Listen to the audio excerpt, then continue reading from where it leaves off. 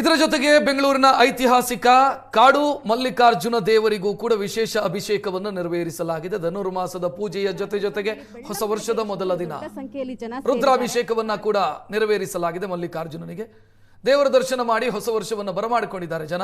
ದೃಶ್ಯ ನೋಡ್ತಾ ಇದ್ದೀರಿ.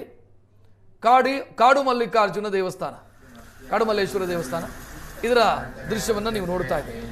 ಇಲ್ಲೂ ಕೂಡ ಭಕ್ತಾದಿಗಳು ದೊಡ್ಡ ಸಂಖ್ಯೆಯಲ್ಲಿದ್ದಾರೆ. ಒಂದು ಧನುರ್ಮಾಸ, ಮತ್ತೊಂದು ಹೊಸ ವರ್ಷದ ಮೊದಲ ದಿನ. ಹಿಂದೂ ಪಂಚಾಂಗದ ಪ್ರಕಾರ ಇವತ್ತು ಹೊಸ ವರ್ಷ ಅಲ್ಲದೇ ಇರಬಹುದು, ಆದರೆ ಕ್ಯಾಲೆಂಡರ್ ಬದಲಾಗ್ತಾ ಇರೋದ್ರಿಂದ ಮತ್ತು ಅದೇ ಕ್ಯಾಲೆಂಡರ್ ಅನ್ನು ಅನುಸರಿಸಿ ನಮ್ಮ ದಿನನಿತ್ಯದ ಚಟುವಟಿಕೆಗಳು ನಡೀತಾ ಇರೋದ್ರಿಂದ ದೇವರ ದರ್ಶನದೊಂದಿಗೆ ಹೊಸ ವರ್ಷವನ್ನು ಆರಂಭ ಮಾಡುವಂತ ಸಂಪ್ರದಾಯವನ್ನು ಬಹಳ ಜನ ಇಟ್ಕೊಂಡಿರ್ತಾರೆ. ಅದರಂತೆ ಕಾಡುಮಲ್ಲೇಶ್ವರನ ಸನ್ನಿಧಿಗೂ ಕೂಡ ಭಕ್ತಾದಿಗಳು ಆಗಮಿಸಿದರು. ಸುವರ್ಣ ನ್ಯೂಸ್ನ ಎಲ್ಲ ವೀಕ್ಷಕರಿಗೂ ಕೂಡ ಹೊಸ ವರ್ಷದ ಶುಭಾಶಯಗಳು.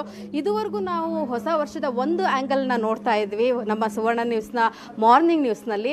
ಸೊ ಇವಾಗ ಸಿಲಿಕಾನ್ ಸಿಟಿ ಜನ, ITBT ಸಿಟಿ ಜನ ಅಂತ ಕರೆಸ್ಕೊಳ್ಳುವಂತಹ ನಮ್ಮ ಬೆಂಗಳೂರಿಗರು ಯಾವ ರೀತಿಯಾಗಿ ಹೊಸ ವರ್ಷವನ್ನು ಆರಂಭ ಮಾಡ್ಕೊತಾ ಇದ್ದಾರೆ, ಯಾವ ರೀತಿಯಾಗಿ ಹೊಸ ವರ್ಷಕ್ಕೆ ಒಂದು ಸಂಪ್ರದಾಯವನ್ನು ಬೆರೆಸ್ತಾ ಇದ್ದಾರೆ.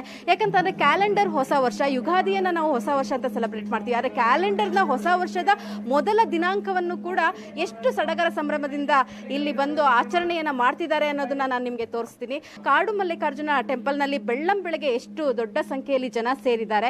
ಕಾಡು ಮಲ್ಲಿಕಾರ್ಜುನಲ್ಲಿ ಬಂದು ಈ ವರ್ಷ ಏನಿದೆ, ಪ್ರತಿಯೊಂದು ದಿನದ ಪ್ರತಿಯೊಂದು ಕ್ಷಣವೂ ಕೂಡ ನಮಗೆ ಸಂತೋಷವೇ ತುಂಬಿರಲಿ, ನಮ್ಮ ಕುಟುಂಬಕ್ಕೆ ಒಳ್ಳೇದಾಗ್ಲಿ, ಹಾಗೆ ನಾವು ಮಾಡುವಂತಹ ಕೆಲಸ ಕಾರ್ಯಗಳಲ್ಲಿ ಯಶಸ್ಸು ಸಿಗ್ಲಿ ಅನ್ನುವಂತಹ ಒಂದು ಮನವಿಯನ್ನ ದೇವರಿಗೆ ಸಮರ್ಪಿಸಿ ಹೋದ್ರೆ ಎಲ್ಲವೂ ಕೂಡ ಸುಗಮವಾಗಿ ಆಗುತ್ತೆ, ಸುಸೂತ್ರವಾಗಿರುತ್ತೆ ಇಡೀ ಜೀವನ ಪೂರ್ತಿ, ಇಡೀ ವರ್ಷ ಪೂರ್ತಿ ಅನ್ನೋದು ಸಿಲಿಕಾನ್ ಸಿಟಿ ಜನರ ನಂಬಿಕೆ. ಅದರಲ್ಲೂ ಕೂಡ ಕಾಡು ಮಲ್ಲಿಕಾರ್ಜುನ ಅಂತಂದ್ರೆ ಒಂದ್ ರೀತಿ ಅಟ್ಯಾಚ್ಮೆಂಟ್ ಅಂತಾನೆ ಹೇಳ್ಬೋದು ಸಿಲಿಕಾನ್ ಸಿಟಿ ಜನಕ್ಕೆ. ಕಾಡು ಮಲ್ಲಿಕಾರ್ಜುನ ಅಂತಂದ್ರೆ ಬಹಳ ಐತಿಹಾಸಿಕ ಪ್ರಸಿದ್ಧ ಹಿನ್ನೆಲೆಯನ್ನ ಹೊಂದಿರುವಂತಹ ದೇಗುಲ ಕೂಡ ಹೌದು. ಇಲ್ಲಿ ಬಂದು ಒಂದು ಮನವಿಯನ್ನ ಸಲ್ಲಿಸಿ ಹೋದ್ರೆ, ಒಂದು ತಮ್ಮ ಆಸೆ ಆಕಾಂಕ್ಷೆಗಳನ್ನ ಸಲ್ಲಿಸಿ ಹೋದ್ರೆ ಅವೆಲ್ಲವೂ ಕೂಡ ಈಡೇರುತ್ತೆ ಎನ್ನುವಂತಹ ಭರವಸೆ. ಸರ್, ಹೊಸ ವರ್ಷದ ಶುಭಾಶಯಗಳು ನಿಮಗೂ ಹಾಗೂ ನಿಮ್ಮ ಕುಟುಂಬಕ್ಕೂ. ಸೊ ಎಲ್ಲಿಂದ ಬಂದಿದ್ದೀರಾ? ಪ್ರತಿ ವರ್ಷವೂ ಕೂಡ ದೇವರ ದರ್ಶನಕ್ಕೆ ಹೊಸ ವರ್ಷದಂದು ಬರ್ತೀರಾ, ಹಾಗೆ ದೇವರಲ್ಲಿ ಏನು ಮನವಿಯನ್ನ ಮಾಡಿದ್ರಿ ಅಂತ? ನಾವು ಬಾಗ್ಲೂರಿಂದ ಬಂದಿದ್ದೀರಿ. ಇಲ್ಲಿಂದ ಒಂದು 50 ಕಿಲೋಮೀಟರ್ ದೂರದಲ್ಲಿ.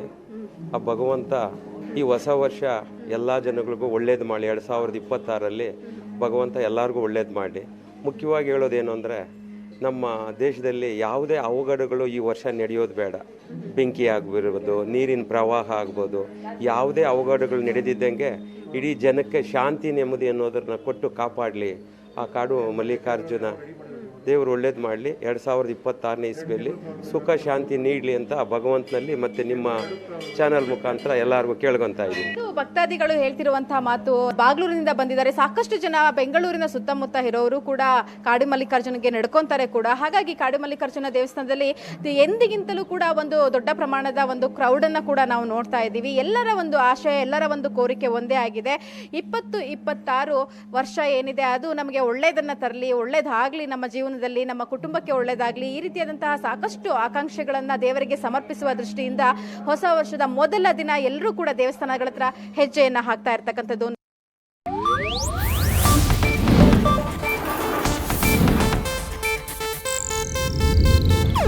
ಇದು ಏಷ್ಯಾನೆಟ್ ನ್ಯೂಸ್ ನೆಟ್ವರ್ಕ್ ಪ್ರಸ್ತುತಿ.